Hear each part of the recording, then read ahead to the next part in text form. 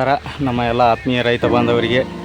ಇವತ್ತಿನ ದಿವಸ ಎಲ್ಲ ಕಬ್ಬಿನ ಬಗ್ಗೆ ಸಾಕಷ್ಟು ವಿಡಿಯೋಗಳನ್ನ ಹಿಂದೆ ನಾನು ಹಾಕ್ತಾ ಬಂದಿದ್ದೀನಿ ಸ್ನೇಹಿತರೆ. ಅವನ್ನೆಲ್ಲ ನೀವು ನೋಡ್ಕೊತ ನನಗೆ ಕಾಮೆಂಟ್ ಕೂಡ ಮಾಡ್ತಾಯಿದ್ದೀರಾ. ಕಬ್ಬಿಗೆ ಯಾವ ಥರ ಗೊಬ್ಬರಗಳನ್ನು, ರಾಸಾಯನಿಕ ಗೊಬ್ಬರಗಳನ್ನು ಕೊಡಬೇಕು ಹೇಗೆ ಅನ್ನೋದನ್ನು ಕಮೆಂಟ್ ಮೂಲಕ ಕೇಳ್ತಾಯಿದ್ರಿ. ಅದಕ್ಕೆ ಈಗ ಈ ವಿಡಿಯೋವೊಂದನ್ನು ಮಾಡ್ತಾಯಿದ್ದೀನಿ ಸ್ನೇಹಿತರೆ. ದಯವಿಟ್ಟು ವಿಡಿಯೋನ ಸ್ಕಿಪ್ ಮಾಡದೆ ಪೂರ್ತಿಯಾಗಿ ನೋಡಿ. ತುಂಬ ಇಂಪಾರ್ಟೆಂಟ್ ಅಂತ ಅನ್ನಿಸ್ತಾ ಇದೆ. ನೋಡಿ ಸ್ನೇಹಿತರೆ, ನೀವು ಕಬ್ಬಿಗೆ ಕೊಡ್ತಕ್ಕಂಥ ಯಾವ್ಯಾವ ಗೊಬ್ಬರಗಳನ್ನು ನಾವು ಯಾವ ಟೈಮ್ದಾಗ ಕೊಡಬೇಕು ಅನ್ನುವಂಥ ವಿಚಾರವನ್ನು ಇಲ್ಲಿ ಚರ್ಚೆ ಮಾಡೋಣ ಸ್ನೇಹಿತರೆ. ದಯವಿಟ್ಟು ವಿಡಿಯೋನ ಸ್ಕಿಪ್ ಮಾಡದೆ ಪೂರ್ತಿಯಾಗಿ ನೋಡಿ. ಯಾಕಂದ್ರೆ ಅರ್ಧಕ್ಕೆ ನೋಡಿದ್ರೆ ನಿಮಗೇನು ಇದರದ ಪೂರ್ಣ ಅರ್ಥ ಆಗಲ್ಲ ಸ್ನೇಹಿತರೆ. ಅದಕ್ಕಾಗಿ ಈ ವಿಡಿಯೋನ ಮಾಡ್ತಾಯಿದ್ದೀನಿ. ಬನ್ನಿ ಸ್ನೇಹಿತರೆ, ಇಲ್ಲಿ ಈ ವಿಡಿಯೋನ ಸ್ಟಾರ್ಟ್ ಮಾಡೋಣ. ಗೊಬ್ಬರ ನೀವು ಯಾವ ತೊಗೋಬೇಕು ಅನ್ನೋದನ್ನು ಮೊದಲು ನಾವು ಚಾಯ್ಸ್ ಮಾಡಬೇಕಾಗ್ತದೆ. 10-26ದಾಗ ಅದು ನಾವು ತೊಗೊಳ್ಳೋದಾದ್ರೆ ಸ್ನೇಹಿತರೆ, 10-26 ಎಕರೆಗೆ ಒಂದು 2 ಚೀಲ ತೊಗೊಳ್ಳಿ. ನಂತರ ಪೊಟ್ಯಾಶ್ 1 ಚೀಲ ತೊಗೊಳ್ಳಿ. ಯೂರಿಯಾ ನೀವು 2 ಚೀಲ ತೊಗೋಬೋದು ಅಥವಾ ಕೇವಲ 1 ಚೀಲ ತೊಗೊಂಡ್ರೂ ನಡೀತಿದೆ. ಯಾಕಪ್ಪ ಅಂತ ಕೇಳಿದರೆ, ಇದು 10-26ದಲ್ಲಿ ಯೂರಿಯಾನು ಕೂಡ 10% ಇರ್ತದೆ, 26 ಫಾಸ್ಫರಸ್ಸು, 26 ಪೊಟ್ಯಾಶ್ ಇರ್ತದೆ. ಅದಕ್ಕಾಗಿ ನೀವು 26 ತೊಗೊಳ್ಳೋದಾದ್ರೆ ಜಾಸ್ತಿ ಮಾಡಬೇಕಾಗ್ತದೆ. ಅಂದರೆ ಎಕರೆಗೆ 2 ಮೇಲ್ಪಟ್ಟು ನಾವು ತೊಗೋಬೇಕಾಗ್ತದೆ. ಯಾವುದೇ ಈ ಮತ್ತು ಪೊಟ್ಯಾಶ್, ಎಕ್ಸ್ಟ್ರಾ ಪೊಟ್ಯಾಶ್ ಅದು ಹಾಕದೇ ಇದ್ರೂ ನಡೀತದೆ ಸ್ನೇಹಿತರೆ. ಅದಕ್ಕೆ 10-26 ಜಾಸ್ತಿ ಮಾಡ್ಕೊಳ್ಳಿ. ಸ್ವಲ್ಪ ಅಂತ 19 ಯಾವ್ದಾದ್ರಿಂದ ಅದನ್ನು 3 ಚೀಲ ಎಕರೆಗೆ ಹೋಗಿರಿ. ಈ ರೀತಿ ಒಂದು ಸರಿಯಾದ ಪ್ರಮಾಣವನ್ನು ನಾವು ಅಲ್ಲಿ ಬಳಕೆ ಮಾಡಬೇಕಾಗ್ತದೆ. ಅದಕ್ಕಾಗಿ ಈಗ ಒಬ್ಬೊಬ್ಬರು DAPದಾಗ ತೊಗೋತೀರಾ, ಒಬ್ಬೊಬ್ಬರು 10-26ದಾಗ ತೊಗೋತೀರಾ, ಒಬ್ಬೊಬ್ಬರು 19-19ದಾಗ ತೊಗೋತೀರಾ. ಇನ್ನು ಕೆಲವೊಂದು 20-20-0-13ದಾಗ ತೊಗೋತೀರಾ. ಹಿಂಗೆ ಕೆಲವಷ್ಟು ರೈತರಲ್ಲಿ ಅವರಿಗೆ ಲಭ್ಯವಾಗಿರ್ತಕ್ಕಂಥ ಗೊಬ್ಬರಗಳನ್ನ ಅವರ ತೊಗೋಬೋದು. ಇದು DAP ಅಂತ ಹೇಳಿ DAPನೇ ನಿಮಗೆ ಸಿಗಲಿಲ್ಲ ಅಂದ್ರೆ ಅದನ್ನೇನು ತಲೆ ಕೆಡಿಸ್ಕೋಬೇಡಿ. ನಿಮಗೆ ಯಾವ್ದು ಸಿಗ್ತೈತಿ ಆ ಪ್ರಮಾಣದಾಗ ನೋಡಿಕೊಂಡು ಅದನ್ನು ಗೊಬ್ಬರ ಪ್ರಮಾಣವನ್ನು ನೀವು ಮಾಡಿಕೊಂಡು ನಿಮ್ಮ ಭೂಮಿಗೆ ಹಾಕ್ಕೊಳ್ಳಿ ಸ್ನೇಹಿತರೆ. ಇದರಿಂದ ಉತ್ತಮವಾದ ಒಂದು ಇಳುವರಿ ಬರ್ತದೆ. ಸಿಕ್ಕಾಪಟ್ಟೆ ಯಾರು ಹೇಳ್ತಾರೆ ಅದನ್ನೆಲ್ಲ ಕೇಳಿ ನೀವು ಯಾವುದೇ ಒಂದು ತಂದು ಹಾಕ್ಕೋಬೇಡ್ರಿ. ಸರಿಯಾದ ಪ್ರಮಾಣ ಬೇಕು ರೀ. ಯಾಕಪ್ಪ ಅಂತ ಕೇಳಿದ್ರೆ, ಭೂಮಿಗೆ NPK ಎಷ್ಟು ಪ್ರಮಾಣದಾಗ ಬೇಕು ಅನ್ನೋದನ್ನು ನಾವು ಮೊದಲು ತಿಳ್ಕೊಬೇಕಾಗ್ತದೆ. ಅದನ್ನು ತಿಳ್ಕೊಂಡು ನಾವು ಹಾಕಬೇಕಾಗ್ತದೆ. ಯಾರೋ ಒಬ್ರು ಹೇಳ್ತಾರೆ, ಅವರಲ್ಲಿ ಇರ್ತಕ್ಕಂಥ ಸ್ಟಾಕ್ ಇರ್ತಕ್ಕಂಥ ಒಂದು ಗೊಬ್ಬರನ ಕೊಡ್ತಾರೆ, ಅದನ್ನು ನೀವು ತಂದು ಹಾಕ್ಕೋತೀರಿ. ಅದರಿಂದ ಯಾವುದೇ ಒಂದು ಕೊರತೆ ಆಗ್ತದೆ. ಈ ರೀತಿ ಮಾಡಬೇಡಿ. ಸರಿಯಾದ ನೀವು ತಿಳ್ಕೊಂಡು ನಿಮ್ಗೆ ಯಾವ್ದು ಬೇಕು ಅದನ್ನು ನೀವು ಚಾಯ್ಸ್ ಮಾಡಿಕೊಂಡು ನೀವು ತಂದು ಹಾಕೋಬೋದು ಸ್ನೇಹಿತರೆ. ಇಲ್ಲಿ ಈಗ ನಾ ತಂದಿರ್ತಕ್ಕಂಥ ನಿಮ್ಮ ಗೊಬ್ಬರ ಹೇಳ್ಬೇಕಂದ್ರೆ ಸ್ನೇಹಿತರೆ, ಎಕರೆಗೆ 2 ಚೀಲ DAP, 1 ಚೀಲ ಸೂಪರ್ ಫಾಸ್ಫೇಟ್, ನಂತರ ಪೊಟ್ಯಾಶ್ 2 ಚೀಲ, 3 ಚೀಲ, ನಂತರ 2 ಚೀಲ DAP, 2 ಚೀಲ ಪೊಟ್ಯಾಶ್, 2 ಚೀಲ ಸೂಪರ್ ಫಾಸ್ಫೇಟ್, 1 ಚೀಲ ಮತ್ತು ಯೂರಿಯಾ 2 ಚೀಲ. ಇದು ಒಂದು ಎಕರೆ ಪ್ರಮಾಣ ಸ್ನೇಹಿತರೆ. ಇದನ್ನು ನೆನ್ಪಿಟ್ಕೊಳ್ಳಿ. ನಂತರ ಮೈಕ್ರೋ ನ್ಯೂಟ್ರಿಯೆಂಟು ನಾವಿಲ್ಲಿ ಒಂದು 25 kg ಮೇಲ್ಪಟ್ಟು, ಅಂದರೆ ಈ ನ್ಯೂಟ್ರಿಯೆಂಟ್ ಪ್ಯಾಕ್ ಅಂತ ಬರ್ತಾವೆ. 25 kg ಬರ್ತಾವೆ, 20 kg ಬರ್ತಾವೆ, 10 kg ಬರ್ತಾವೆ. ನೀವು ನೋಡಿಕೊಂಡು ಅದನ್ನು ನಿಮ್ಮ ಎಕರೆವಾರು ಪ್ರದೇಶವನ್ನು ನೋಡಿಕೊಂಡು ನೀವು ಅದನ್ನು ಹಾಕ್ಕೊಳ್ಳಿ ಸ್ನೇಹಿತರೆ. ಈ ರೀತಿ ಮೈಕ್ರೋ ನ್ಯೂಟ್ರಿಯೆಂಟ್ ಮಾತ್ರ ಹಾಕೋದು ತಪ್ಪಿಸ್ಬೇಡ್ರಿ. ಜಿಂಕು, ಮ್ಯಾಗ್ನೀಸು, ಬೋರಾನು ಇವೆಲ್ಲ, ಫೆರಸ್ಸು ಇವೆಲ್ಲ ಅತಿ ಮುಖ್ಯವಾಗಿ ಬೇಕಾಗ್ತಾವೆ ಸ್ನೇಹಿತರೆ. ಇವು 4 ನೀವು ಕೂಡ ಈ ನಾವು NPK ಜೊತೆ ಮಿಶ್ರಣ ಮಾಡಿ ಇದನ್ನು ಕೊಡೋದ್ರಿಂದ ಒಂದು ಬೆಳವಣಿಗೆ ತುಂಬ ಚೆನ್ನಾಗಿ ಆಗ್ತದೆ. ಅದೇ ರೀತಿ ನೀವು ಅದರ ಜೊತೆಗೆ ಕೂಡ ಈ ಎರೆಗೊಬ್ಬರ ಮತ್ತು ಹಾಗೆ ಕೊಟ್ಟಿಗೆ ಗೊಬ್ಬರ, ಹಾಗೆ ಬೇವಿನ ಹಿಂಡಿನೂ ಕೂಡ ನೀವು ಮಿಕ್ಸ್ ಮಾಡಿ ಹಾಕ್ಕೊಳ್ಳಿ ಸ್ನೇಹಿತರೆ. ಬೇವಿನ ಹಿಂಡಿನೂ ಕೂಡ ಒಂದು ಉತ್ತಮವಾದ ಒಂದು ಗೊಬ್ಬರ. ಅದರಿಂದ ರೋಗ ಬಾಧೆ ಯಾವುದೋ ಒಂದು ತುಂಬ ತೊಂದರೆಗಳನ್ನು ಅದು ಕೂಡ ಕಡಿಮೆ ಮಾಡ್ತದೆ. ಅದರಲ್ಲಿ ತುಂಬ ಪವರ್ ಇದೆ. ಮತ್ತು ನಂತರ ನೀವು ಇದೆಲ್ಲ ಆದ ನಂತರ ಮೆಟಾರೈಜಿಯಮ್ ಅಂತಕ್ಕಂಥದ್ದನ್ನು ನೀವು ಭೂಮಿಗೆ ಬಹುಮುಖ್ಯವಾಗಿ ಗೊಣ್ಣೆ ಹುಳುವಿನ ಸಮಸ್ಯೆ ಇರುವವರು ಅದನ್ನು ಮೊದಲು ಸೇರಿಸ್ಕೊಳ್ಳಿ ಸ್ನೇಹಿತರೆ. ಯಾಕಪ್ಪ ಅಂತ ಕೇಳಿದರೆ, ಗೊಣ್ಣೆ ಹುಳುವಿನ ಬಾಧೆಯಿಂದ ಆಗತಕ್ಕಂಥ ನಷ್ಟ ಅಷ್ಟಿಷ್ಟಲ್ಲ. ಯಾಕಪ್ಪ ಅಂತ ಕೇಳಿದರೆ, ನಾವು ಉದಾಹರಣೆಗೆ ನಮ್ಮದು ಹೋದ ವರ್ಷ ನಾವು ಮಾಡ್ಕೊಂಡಿದ್ದೀವಿ. ನಮಗೆ ತುಂಬ ಒಂದು ಇಳುವರಿ ಪ್ರಮಾಣ ಕಡಿಮೆ ಆಗಿದೆ, ಭಾರಿ ಇಳುವರಿ ಕಡಿಮೆ ಆಗಿದೆ ಸ್ನೇಹಿತರೆ. ಅದನ್ನು ಬಹುಮುಖ್ಯವಾಗಿ ಗೊಣ್ಣೆ ಹುಳುವಿನ ಸಮಸ್ಯೆ ಇದ್ದವರು ಅತಿ ಮುಖ್ಯವಾಗಿ ಇದನ್ನು ಮಾಡ್ಕೊಳ್ಳಿ ಸ್ನೇಹಿತರೆ. ಈ ರೀತಿ ಮಾಡ್ಕೊಳ್ಳೋದರಿಂದ ಕಬ್ಬಿನ ಒಂದು ಸುಧಾರಿತ ಒಂದು ಕಬ್ಬಿನ ಬೇಸಾಯವಾಗುತ್ತದೆ. ನಿಮಗೆ ಹೆಚ್ಚಿನ ಪ್ರಮಾಣದ ಇಳುವರಿ ಸಿಗ್ತದೆ. ಅದಕ್ಕಾಗಿ ಇಂಥ ಒಂದು ಕ್ರಮವನ್ನು ನೀವು ಅಳವಡಿಸಿ. ಇನ್ನೂ ಏನಾದರೂ ಇದರ ಬಗ್ಗೆ ಹೆಚ್ಚಿನ ಮಾಹಿತಿ ಬೇಕಾದರೆ ಕೂಡ ನಾನು ಡಿಸ್ಕ್ರಿಪ್ಷನ್ ಬಾಕ್ಸ್ನಲ್ಲಿ ಫೋನ್ ನಂಬರ್ ಕೂಡ ಮೆನ್ಷನ್ ಮಾಡಿದ್ದೀನಿ ಸ್ನೇಹಿತರೆ. ನೀವು ಕಾಲ್ ಕೂಡ ಮಾಡ್ಬೋದು. ಇಲ್ಲ ಅಂದರೆ ನೀವು ಕಾಮೆಂಟ್ ಮುಖಾಂತರನೂ ಮಾಡಿ ನಾನು ರಿಪ್ಲೈ ಕೂಡ ಮಾಡ್ತೀನಿ ಅಂತ ಹೇಳ್ತೀನಿ ಸ್ನೇಹಿತರೆ. ತಮಗೆಲ್ಲರಿಗೂ ಏನೇ ಸಮಸ್ಯೆ, ಏನೇ ಸಂಶಯಗಳಿದ್ರೂ ಕೂಡ ನೀವು ನನ್ನನ್ನು ವಿಚಾರ ಮಾಡ್ಬೋದು ಸ್ನೇಹಿತರೆ. ನಾನು ನಿಮಗೆ ಉತ್ತರ ಕೊಡಲು ಪ್ರಯತ್ನ ಮಾಡ್ತೀನಿ ಅಂತ ಹೇಳ್ತಾ ಇದ್ದೀನಿ ಸ್ನೇಹಿತರೆ. ಯಾವುದೇ ಸಂಕೋಚವಿಲ್ಲದೆ ನೀವು ಕಾಲ್ ಮಾಡಿ ನನಗೆ ಹೇಳ್ಬೋದು ಸ್ನೇಹಿತರೆ. ನಾನು ಕಮೆಂಟ್ನಲ್ಲಿ ರಿಪ್ಲೈನ ತ್ವರಿತಗತಿಯಲ್ಲಿ ರಿಪ್ಲೈನ ಮಾಡ್ತೀನಿ ಸ್ನೇಹಿತರೆ. ನೀವು ಕೂಡ ಕಬ್ಬಿಗೆ ಸರಿಯಾದ ಪ್ರಮಾಣದಲ್ಲಿ ಗೊಬ್ಬರಗಳನ್ನು ಬಳಸಿ ಸರಿಯಾದ ಒಂದು ಬೇಸಾಯ ಕ್ರಮವನ್ನು ಅಳವಡಿಸಿಕೊಂಡು ನೀವು ಕೂಡ ಒಂದು ಹೆಚ್ಚಿನ ಪ್ರಮಾಣದಲ್ಲಿ ಇಳುವರಿಯನ್ನು ನೀವು ತಗೋಬೇಕು ಅನ್ನೋದು ನನ್ನ ಉದ್ದೇಶ ಸ್ನೇಹಿತರೆ. ಅದಕ್ಕಾಗಿ ಈ ಬಿಡುವು ಮಾಡಿಕೊಂಡು ಇಂಥ ಒಂದು ವಿಡಿಯೋಗಳನ್ನು ಮಾಡಿ ನಾನು ನನ್ನ ಚಾನಲ್ನಲ್ಲಿ ಹಾಕ್ತಾಯಿರ್ತೀನಿ. ನೀವೆಲ್ಲ ನೋಡ್ತಾ ಇರ್ತೀರ.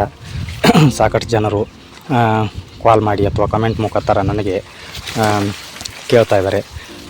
ನೀವು ಕೂಡ ಕೇಳ್ಬೋದು, ಯಾವುದೇ ಸಂಕೋಚವಿಲ್ಲದೆ.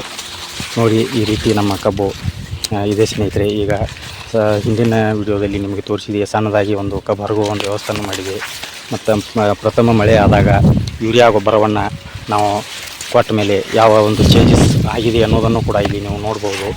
ತುಂಬ ಒಂದು ಗ್ರೋತ್ ಕೂಡ ಆಗಿದೆ.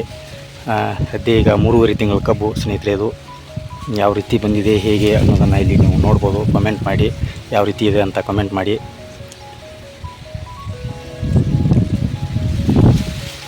ಚೆನ್ನಾಗಿದೆ ಅಂತ ಹೇಳಿ, ಯಾವುದೇ ತೊಂದರೆ ಇಲ್ಲ. 3 ತಿಂಗಳ ಒಂದು 15 ದಿವಸದ ಕಬ್ಬು.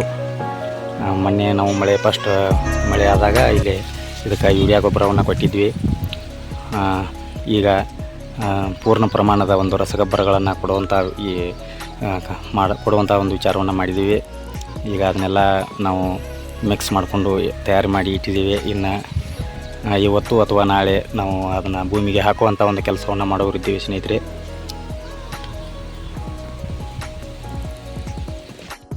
ಇನ್ನೊಂದು ಸ್ನೇಹಿತರೆ, ಇಲ್ಲಿ ನಿಮ್ಮ ಡ್ರಿಪ್ ಪೈಪ್ಗಳಿರ್ತಾವೆ. ಗೊಬ್ಬರ ಕೊಡೋ ಮುಂದೆ ಅದನ್ನು ಡ್ರಿಪ್ ಪೈಪ್ಗಳನ್ನು ಈ ರೀತಿ ಒಂದು ಅಂತರ ಮಾಡಿಕೊಂಡು ಈ ಗರಿಗಳ ಮೇಲೆ ಈ ರೀತಿ ಇಟ್ಕೊಂಡು ಹೋಗಬೇಕು.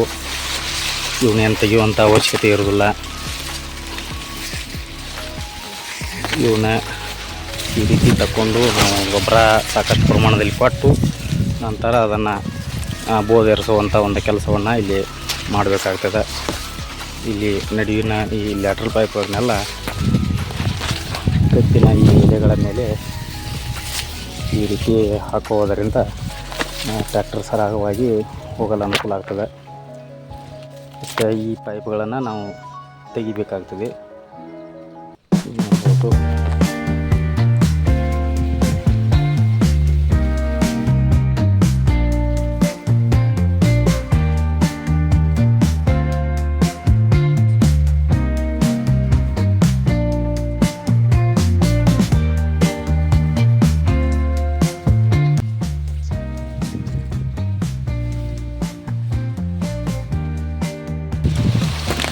ಇಲ್ಲಿ ಗೋಧಿಗೆ ಹಾಕುವಂಥ ಕೆಲಸ ಮಾಡಬೇಕಾಗಿತ್ತು ಸ್ನೇಹಿತರೆ. ಇಲ್ಲಿ ನೋಡ್ಬೋದು, ಸಾಕಷ್ಟು ಹಸಿ ತೇವಾಂಶ ಭಾಳಷ್ಟಿದೆ. ಮಳೆ ತುಂಬ ಚೆನ್ನಾಗಿ ಆಗಿದೆ. ಈ ಮಳೆ ಹಸಿ ಕೂಡ ಆರಿ ಬರ್ತಾಯಿಲ್ಲ. ಅದಕ್ಕಾಗಿ ಇವತ್ತು ಗೊಬ್ಬರ ಹಾಕಿ ಇವತ್ತು ನೋಡಿಕೊಂಡು ನಾಳೆ ಅದನ್ನು ಬೋಧೆರಿಸುವಂಥ ಕೆಲಸವನ್ನು ಮಾಡಬೇಕಾಗಿದೆ. ಈ ರೀತಿ ಮಾಡುವುದರಿಂದ ನಾವು ಮಣ್ಣಿಗೆ ಈಗ ನಾವು ಕೊಟ್ಟಿರ್ತಕ್ಕಂಥ ಗೊಬ್ಬರ ಎಲ್ಲ ಮಣ್ಣಲ್ಲಿ ಮಿಕ್ಸ್ ಆಗಬೇಕಂತ ಹೇಳಿದ್ದೆ. ಆದರೆ ಇಲ್ಲಿ ಅದು ಈಗ ಸರಿಯಾಗಿ ಆಗುವುದಿಲ್ಲ. ಯಾಕಂದ್ರೆ ಮಳೆ ಸಾಕಷ್ಟಾಗಿದೆ, ತೇವಾಂಶ ಜಾಸ್ತಿ ಇದೆ. ಇಲ್ಲಿ ಒಂದು ಪವರ್ ಟಿಲ್ಲರ್ ಆಗಲಿ ಒಂದು ಟ್ರ್ಯಾಕ್ಟರ್ ಆಗಲಿ ಈ ಭೂಮಿಯಲ್ಲಿ ನಡೆಯಲ್ಲ ಸ್ನೇಹಿತರೆ. ಇನ್ನೂ ಇದು ಸ್ವಲ್ಪ ಭೂಮಿ ಬಿಸಿಲಿಗೆ ಬಿಡಬೇಕಾಗ್ತದೆ. ಇದು ನೆಲ ಒಣಗಬೇಕಾಗ್ತದೆ. ಅದಕ್ಕಾಗಿ ಇವತ್ತು ಗೊಬ್ಬರ ಕೊಟ್ಟು ನಾಳೆ ಆದರೂ ಕೂಡ ನೀವು ಹರಗುವಂಥ ವ್ಯವಸ್ಥೆಯನ್ನು ಮಾಡ್ಕೊಳ್ಳಿ. ಮಳೆ ಆಗಿದೆ, ಗೊಬ್ಬರ ಕೊಡಬೇಕು. ಕೊಟ್ಟರೆ ಆಗೋದಿಲ್ಲ. ಅದನ್ನು ನೀವು ಸರಿಯಾಗಿ ಬೋಧೆರಿಸುವಂಥ ಕೆಲಸವನ್ನು ಮಾಡಿಕೊಳ್ಳಿ. ಈಗ ನಾವು ಮೊದಲಿಗೆ ಸ್ವಲ್ಪ ಪ್ರಮಾಣದಲ್ಲಿ ಸಣ್ಣ ಪ್ರಮಾಣದಾಗಿ ಒಂದು ಹರಗು ವ್ಯವಸ್ಥೆಯನ್ನು ಕೂಡ ಮಾಡಿಕೊಂಡಿದ್ದೀವಿ. ನಿಮಗೆ ಹಿಂದಿ ವಿಡಿಯೋದಲ್ಲಿ ತೋರಿಸ್ಕೊಟ್ಟಿದ್ದೆ ಸ್ನೇಹಿತರೆ. ಆ ರೀತಿ ಈಗ ಇದು ಮಾಡ್ತಕ್ಕಂಥದ್ದು ಲಾಸ್ಟ್ ಒಮ್ಮೆ ಸಾಕಷ್ಟು ಪ್ರಮಾಣದಲ್ಲಿ ಬೋಧಿಗೆ ದೊಡ್ಡ ಪ್ರಮಾಣದ ಒಂದು ಬೋಧನ್ನು ಮಾಡಬೇಕಾಗ್ತದೆ. ಹೀಗೆ ಮಾಡೋದರಿಂದ ನಾವು ಕೊಟ್ಟಿರ್ತಕ್ಕಂಥ ಗೊಬ್ಬರ ಎಲ್ಲ ಒಳಗಡೆ ಮುಚ್ಕೊಂಡು ತನಗೆ ಬೇಕಾದಷ್ಟನ್ನು ತಾನು ಬೆಳೆ ತಗೊಂಡು ಅಲ್ಲಿ ನಮಗೆ ಬಳಕೆ ಸರಿಯಾಗ್ತದೆ. ನಂತರ ಇನ್ನೂ ಒಂದು ಉಪಯೋಗಪ್ಪ ಏನಪ್ಪ ಅಂತ ಕೇಳಿದರೆ, ನಾವು ಆಳುಗಳ ಸಮೀಪ ಕಬ್ಬು ಫ್ಯಾಕ್ಟ್ರಿಗೆ ಹೋಗೋ ಮುಂದೆ ಆಗ ನಾವು ಮಷಿನ್ ಕೂಡ ಹಚ್ಚಬೇಕಾಗ್ತದೆ. ಅಂಥ ಟೈಮ್ದಾಗ ಈ ಬೋದು ತುಂಬ ಅವಶ್ಯ ಸ್ನೇಹಿತರೆ. ಬೋದಿದ್ರೆ ಸರಿಯಾಗಿ ಮಷಿನ್ ಈ ಕಬ್ಬು ಹಾರ್ವೆಸ್ಟಿಂಗ್ ಮಷೀನು ಸರಿಯಾಗಿ ಕೆಲಸ ಆಗ್ತದೆ ಅನ್ಬೋದು ಸ್ನೇಹಿತರೆ. ಅದಕ್ಕಾಗಿ ಇಂಥ ಒಂದು ಬೋದು ಇರಿಸುವಂಥ ಕೆಲಸ ತುಂಬ ಮುಖ್ಯವಾದ ಕೆಲಸ, ಅದನ್ನು ಮಾಡ್ಕೋಬೇಕು ಸ್ನೇಹಿತರೆ. ಈಗ ಇವುಗಳನ್ನೆಲ್ಲ ನಾವು ಮಿಕ್ಸ್ ಮಾಡಿ ಒಂದು 4-5 ದಿವಸ ಅಥವಾ 1 ವಾರ ಈ ರೀತಿ ಇಡುವುದರಿಂದ ನಮಗಿಲ್ಲಿ ಅದು ಒಂದು ರೀತಿ ಕೋಟಿಂಗ್ ತಯಾರಾಗ್ತದೆ. ಅದಕ್ಕೆ ನಾವು ಈ ಎರೆಗೊಬ್ಬರವನ್ನು ಒಂದು 10 ಚೀಲ ಈ ರಾಸಾಯನಿಕ ಗೊಬ್ಬರದಲ್ಲಿ ಅದನ್ನು ಮಿಕ್ಸ್ ಮಾಡಿ ಇಲ್ಲಿ 1 ವಾರ ಇಡ್ತಾಯಿದ್ದೀವಿ ಸ್ನೇಹಿತರೆ.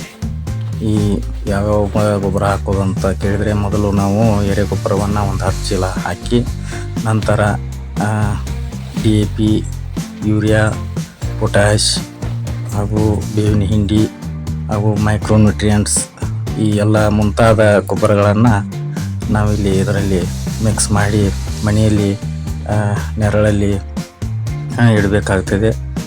ಇಡುವುದರಿಂದ ಒಂದು ಉತ್ತಮವಾದ ಈ ಕೋಟಿಂಗ್ ಅಂತ ತಯಾರಾಗ್ತದೆ ಅಂತ ಗೊತ್ತಾಯಿತು. ಅದನ್ನು ನಾನು ಈ ನನ್ನ ಗೊಬ್ಬರ ಹಾಕುವ ಒಂದು ವ್ಯವಸ್ಥೆಯನ್ನು ಅಳವಡಿಸ್ಕೊಂಡಿದ್ದೀನಿ. ಇದನ್ನು ಈ ರೀತಿ ಒಂದು ಸರಿಯಾದ ಪ್ರಮಾಣದಲ್ಲಿ ಅದನ್ನು ಮಿಶ್ರಣ ಮಾಡಿಕೊಂಡು 1 ವಾರ ಇಡುವುದರಿಂದ ಅದು ಉತ್ತಮವಾಗಿ ಒಂದು 100% ನಮಗೆ ಬಳಕೆ ಆಗ್ತದೆ ಅಂತ ಗೊತ್ತಾಯಿತು. ಅದಕ್ಕಾಗಿ ಅದನ್ನು ಒಂದು ಕಾರ್ಯ ನಾನು ಮಾಡಬೇಕಂತ ತಿಳ್ಕೊಂಡು ಅದನ್ನು ಕೂಡ ನಾನು ಮಾಡ್ತಾಯಿದ್ದೀನಿ ಸ್ನೇಹಿತರೆ.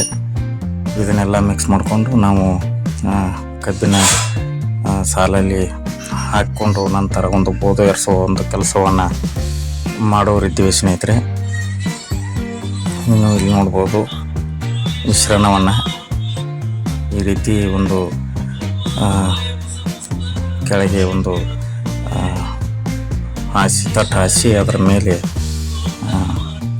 ಎಲ್ಲ ಗೊಬ್ಬರಗಳನ್ನು ಮಿಕ್ಸ್ ಮಾಡಿಕೊಂಡು ಬಿಡಬೇಕು. ಇದು ಬೇವಿನ ಹಿಂಡಿ ಸ್ನೇಹಿತರೆ. ಇದನ್ನು ಬೇವಿನ ಹಿಂಡಿ ಜೊತೆ ನಾವು ಈ ಜಿಂಕು, ಪೆರಸು, ಮ್ಯಾಂಗ್ನೀಸು, ಬೋರಾನು ಈ ರೀತಿ ಸಪ್ರೇಟ್ ಆಗಿ ಅವನು ಕೂಡ ಒಂದು ಬೇವಿನ ಹಿಂಡಿಯಲ್ಲಿ ಮಿಕ್ಸ್ ಮಾಡಿ ಇಡ್ತಾಯಿದ್ದೀವಿ ಸ್ನೇಹಿತರೆ. ಹೀಗಿಡುವುದರಿಂದ ಒಂದು ಅದರ ಕ್ವಾಂಟಿಟಿ ಹೆಚ್ಚಾಗ್ತದೆ ಅಂತ ತಿಳಿತು. ಅದಕ್ಕಾಗಿ ಒಂದು ಕ್ರಮವನ್ನು ನಾನು ಮಾಡ್ತಾಯಿದ್ದೀನಿ. ಗೊಬ್ಬರಗಳನ್ನು ನಾವು ಕೊಡಬೇಕಾದ್ರೆ ನಿಮ್ಗೊಂದು ಹಿಂದಿನ ವಿಡಿಯೋಗಳಲ್ಲಿ ನಾನು ಸಾಕಷ್ಟು ವಿಡಿಯೋಗಳನ್ನು ಮಾಡಿ ಯಾವ ಟೈಮ್ದಾಗ ಕೊಡಬೇಕು ಅನ್ನೋದನ್ನು ಒಂದೊಂದು ವಿಡಿಯೋಗಳನ್ನು ನಾನು ಮಾಡಿ ತೋರಿಸಿದ್ದೀನಿ. ಮೊದಲನೇದಾಗಿ ನಾವು ನಾಟಿ ಪೂರ್ವದಲ್ಲಿ ಕೊಡ್ತಕ್ಕಂಥ ಗೊಬ್ಬರಗಳ ಬಗ್ಗೆಯೂ ಕೂಡ ಸಾಕಷ್ಟು ಹೇಳಿದ್ದೆ. ಅಲ್ಲಿ ನಾವು ಫಾಸ್ಫರಸನ್ನು ಸಾಕಷ್ಟು ಪ್ರಮಾಣದಲ್ಲಿ ಕೊಡಬೇಕಾಗ್ತದೆ. ನಂತರ ಯೂರಿಯಾ ಅಂತೂ ಸ್ವಲ್ಪ ಪ್ರಮಾಣ, ಅದೇನು ಯೂರಿಯಾ ಕೊಟ್ಟರು ಕೊಡ್ಬೋದು, ಕೊಡದೇ ಇದ್ರೂ ಪರವಾಗಿಲ್ಲ, ನಡೀತದೆ. ಫಾಸ್ಫರಸ್ಸು ಮತ್ತು ಪೊಟ್ಯಾಷಿಯು ಮತ್ತು ಮೈಕ್ರೋನ್ಯೂಟ್ರಿಯೆಂಟ್ಸು ಈ ಮೂರನ್ನು ನಾವು ಬೇಸಲ್ ಡೋಸಾಗಿ ಸ್ಟಾರ್ಟಿಂಗ್ದಾಗ ನಾಟಿ ಪೂರ್ವದಲ್ಲಿ ಕೊಡಬೇಕಾಗ್ತದೆ. ನಂತರ ಸಾರಜನಕ ತುಂಬ ಅವಶ್ಯಕತೆ ಇರ್ತದೆ, ಆವಾಗ ಅದು ಬೇಕಾಗಿರ್ತದೆ, ಅದನ್ನು ಕೊಡಬೇಕಾಗ್ತದೆ. ನಂತರ ನಾವು ಮತ್ತು ಸಾರಜನಕನ ಕೊಡಬೇಕಾಗ್ತದೆ. ಅದರ ನಂತರ ನಾವು ಒಂದು 3-4 ತಿಂಗಳ ನಂತರ ಒಂದು ಬೋದಿಗೆ ಹಾಕೋ ಟೈಮ್ದಾಗ ಕೊಡಬೇಕಾದಂಥ ಗೊಬ್ಬರ ಯಾವುದಪ್ಪ ಅಂತ ಕೇಳಿದ್ರೆ ಇಲ್ಲಿ ನಾವು DAPದಾಗ ತೊಗೋಬೋದು, ಯೂರಿಯಾ ತೊಗೋಬೋದು, ಪೊಟ್ಯಾಷ್ ತೊಗೋಬೋದು ಮತ್ತು ಮೈಕ್ರೋನ್ಯೂಟ್ರಿಯೆಂಟ್ ತೊಗೋಬೋದು. ಎಲ್ಲರೂ ತೊಗೋತೀರಿ, ನಾವು ತೊಗೋತೀವಿ, ನೀವು ತೊಗೋತೀವಿ. ಆದರೆ ಎಷ್ಟು ಪ್ರಮಾಣದಾಗ ತೊಗೋಬೇಕು, ನಾವು ಎಷ್ಟು ಎಕರೆಗೆ ಎಷ್ಟು ಚೀಲ ಹಾಕಬೇಕು, ಹೇಗೆ ಇದೆಲ್ಲ ಗೊಂದಲ ಸಾಕಷ್ಟು ರೈತರಲ್ಲಿ ಇರ್ತದೆ. ಅದಕ್ಕಾಗಿ ಸ್ನೇಹಿತರೆ, ನಾವು ಪ್ರಮಾಣವನ್ನು ಇಲ್ಲಿ ನೋಡೋದಾದ್ರೆ ನಾವು ಕಡಿಮೆ ಅಂದ್ರೂ 1 ಎಕರೆಗೆ 1 ಚೀಲ DAP, 1 ಚೀಲ ಯೂರಿಯಾ, 1 ಚೀಲ ಪೊಟ್ಯಾಷಿ, ಒಂದು 15-20 ಕಿಲೋ ಮೈಕ್ರೋನ್ಯೂಟ್ರಿಯೆಂಟ್ಸು ಈ ರೀತಿ ನಾವು ಕೊಟ್ಕೊಂಡು ಬರ್ತೀವಿ. ನಾವು ಇನ್ನೂ ಒಂದು ಹೆಚ್ಚಿನ ಪ್ರಮಾಣದಾಗ ಇಳುವರಿ ಪಡಿಬೇಕಾದ್ರೆ ನಾವು ಅದನ್ನು ಡಬಲ್ ಮಾಡಬೇಕು ಸ್ನೇಹಿತರೆ. ಯಾವ ರೀತಿಪ್ಪ ಅಂತ ಕೇಳಿದ್ರೆ 2 ಚೀಲ DAP ಎಕರೆಗೆ, 2 ಚೀಲ ಪೊಟ್ಯಾಷಿ, 2 ಚೀಲ ಯೂರಿಯಾ ಮತ್ತು 40 ಕಿಲೋ 50 ಕಿಲೋ ಮೈಕ್ರೋನ್ಯೂಟ್ರಿಯೆಂಟ್ಸು ಈ ರೀತಿ ಎರೆಗೊಬ್ಬರ ಮತ್ತು ಕೊಟ್ಟಿಗೆ ಗೊಬ್ಬರ ಇವನ್ನೆಲ್ಲ ಬೋದ್ ಹಾಕೋ ಮುಂದೆ ನಾವು ಇದನ್ನು ಕೊಡಬೇಕಾಗ್ತೈತೆ ಸ್ನೇಹಿತರೆ. ಈ ರೀತಿ ನಾವು ಕೊಟ್ಟದ್ದಾದರೆ ಸ್ನೇಹಿತರೆ ಇಲ್ಲಿ ನಮಗೆ ಹೆಚ್ಚಿನ ಪ್ರಮಾಣದ ಇಳುವರಿಯನ್ನು ನಾವು ಇಲ್ಲಿ ತಗೋಬೋದು. ಅದನ್ನು ನಾವು ಯಾವ ರೀತಿ ಹೇಗೆ ಮಾಡೋದನ್ನು ಅದನ್ನು ಇಲ್ಲಿ ನಿಮಗೆ ತೋರಿಸ್ತೀನಿ ನಾನು. ಅದನ್ನು ಈಗ ನಾವು ಈಗಾಗಲೇ ಇದನ್ನು ಕಬ್ಬ ಬೋದಿಗೆ ಹಾಕುವಂಥ ಒಂದು ಟೈಮ್ ಇದ್ರದ್ದು ಬಂದಿದೆ ಸ್ನೇಹಿತರೆ. ಇಲ್ಲಿ ಮಳೆ ಸಾಕಷ್ಟಾಗಿ ಇದಕ್ಕೆ ಒಳಗೆ ಬೋದ್ ಹಾಕಲು ಟ್ರ್ಯಾಕ್ಟರ್ ಕೂಡ ನಡೆಯುವಂಥ ಸಾಧ್ಯತೆ ಇಲ್ಲ, ತುಂಬ ತೇವ ಹಸಿಯಾಗಿದೆ. ಅದಕ್ಕಾಗಿ ಈಗ ಗೊಬ್ಬರ ಹಾಕಿ 2 ದಿವಸ ಬಿಟ್ಟು ಅದನ್ನು ಬೋದಿಗೆ ಏರಿಸುವಂಥ ಈ ಸಣ್ಣ ಟ್ರ್ಯಾಕ್ಟರ್ ಮುಖಾಂತರ ಕುಬೋಟು ಆಗಲಿ ಇಂಥವು ಯಾವರೇ ಒಂದು 4 ಗಾಲಿ ಟ್ರ್ಯಾಕ್ಟರನ್ನು ನಾವು ಇಲ್ಲಿ ಹಾಕಬೇಕಾಗಿದೆ. ಯಾಕಂತಪ್ಪ ಅಂತ ಇದ್ದರೆ ಇಲ್ಲಿ ನಮ್ಮದು 5 ಫುಟ್ ಸಾಲಿದೆ. ಪವರ್ ಟಿಲ್ಲರ್ದಿಂದ ಇಲ್ಲಿ ಸ್ವಲ್ಪ ಗ್ಯಾಪ್ ಉಳಿಬೋದು, ಕಬ್ಬಿಗೆ ಬೋದು ಸರಿಯಾಗಿ ಆಗದೇ ಇರ್ಬೋದು. ಅದಕ್ಕಾಗಿ ಅದನ್ನು ನಾವು ಮಾಡ್ಬೇಕು ಅಂದ್ಕೊಂಡಿದ್ದೀವಿ. ಇಲ್ಲಿ ನೋಡ್ಬೋದು ನಮ್ಮದು ಇಲ್ಲಿ 5 ಫುಟ್ ಒಂದು ಅಂತರದ ಸಾಲಿವೆ ಇವು. ಅದಕ್ಕಾಗಿ ಪವರ್ ಟಿಲ್ಲರ್ಗಿಂತನೂ ಈ ಟ್ರ್ಯಾಕ್ಟರ್ ಒಂದು ಸಣ್ಣ ಟ್ರ್ಯಾಕ್ಟರ್ ತುಂಬ ಉಪಯೋಗ ಅಂತ ಅನಿಸ್ತಾ ಇದೆ. ಅದಕ್ಕಾಗಿ ಅದನ್ನು ನಾವು ಮಾಡುವಂಥ ಕೆಲಸವನ್ನು ಮಾಡೋರಿದ್ದೀವಿ ಸ್ನೇಹಿತರೆ. ನೀವು ಕೂಡ ಈ ರೀತಿ ಒಂದು ಈ ಸರಿಯಾದ ಟೈಮ್ಗೆ ಈಗ ಗೊಬ್ಬರ ಕೊಟ್ಟು ಅದನ್ನು ಬೋದಿಗೆ ಹಾಕುವಂಥ ಟೈಮ್ದಾಗ ಅದನ್ನು ಮುಚ್ಕೊಳ್ಳೋದ್ರಿಂದ ಈ ರಾಸಾಯನಿಕ ಗೊಬ್ಬರಗಳ ಒಂದು ಸರಿಯಾದ ಬಳಕೆ ಸಾಕಷ್ಟು ಆಗ್ತದೆ ಅನ್ಬೋದು ಸ್ನೇಹಿತರೆ. ಕೆಲವಷ್ಟು ರೈತರು ಸಾಕಷ್ಟು ನಾನು ನೋಡಿದ್ದೀನಿ, ಈಗ ಬೋದಕ್ಕೆ ಹಾಕಿದಿಂದ ಈಗ ಒಣದ ಬೋದ ಹಾಕಿ ನಂತರ ಗೊಬ್ಬರವನ್ನು ಕೊಡ್ತಾರೆ. ಅದನ್ನು ಮಾಡಬೇಡಿ ಸ್ನೇಹಿತರೆ. ಅವತ್ತು ಎಷ್ಟು ಸಾಧ್ಯ ಆಗ್ತಿದೆ ಅಷ್ಟು ಬೋದ ಹಾಕೋಕ್ಕಿಂತ ಮುಂಚೆನೇ ಗೊಬ್ಬರಗಳನ್ನು ಕೊಟ್ಟು ನಾವು ಇಲ್ಲಿ ಒಂದು ಈ ಕಾರ್ಯವನ್ನು ಮಾಡಬೇಕಾಗ್ತದೆ. ಇದರಿಂದ ಒಂದು ಅನುಕೂಲ ಭಾಳಷ್ಟು ಆಗ್ತದೆ, ಭಾಳಷ್ಟು ಉಪಯೋಗ ಆಗ್ತದೆ. ನಾವು ಕೊಟ್ಟಿರ್ತಕ್ಕಂಥ ಎಲ್ಲ ಗೊಬ್ಬರಗಳ ಒಂದು ಬಳಕೆ ಸದ್ಬಳಕೆ ಸರಿಯಾಗಿ ಆಗ್ತದೆ. ಅದಕ್ಕಾಗಿ ಈ ಒಂದು ಕೆಲಸನ ಮುಖ್ಯವಾಗಿ ನೀವು ಮಾಡ್ಕೊಳ್ಳಿ ಸ್ನೇಹಿತರೆ. ಇದರಿಂದ ಅನುಕೂಲ ಇದೆ ಅಂತ ನಾನು ಅನ್ನಿಸ್ತಾ ಇದೆ. ನಾವಂತೂ ಈ ರೀತಿ ಮಾಡ್ತೀವಿ ಸ್ನೇಹಿತರೆ. ನಮಗೆ ಕಬ್ಬಿನ ಬೆಳವಣಿಗೆ ತುಂಬ ಚೆನ್ನಾಗಿ ಬರ್ತಾಯಿದೆ. ಅದಕ್ಕಾಗಿ ಈ ರೀತಿ ಒಂದು ಕಾರ್ಯವನ್ನು ನೀವು ಅಳವಡಿಸ್ಕೊಳ್ಳಿ ಅಂತ ಹೇಳ್ತಾ ಈ ವಿಡಿಯೋನ ಮಾಡ್ತಾಯಿದ್ದೀನಿ. ಮತ್ತು ಅದೇ ರೀತಿ ಬೋಧ ಹಾಕಿದ ಮ್ಯಾಲೆ ಒಗಿಬ್ಯಾಡ್ರಿ ಸ್ನೇಹಿತರೆ. ಯಾಕಪ್ಪ ಅಂತ ಮ್ಯಾಲೆ ಒಗಿಯೋದ್ರಿಂದ ನಿಮಗೆ ಲಾಸ್ ಐತಿ.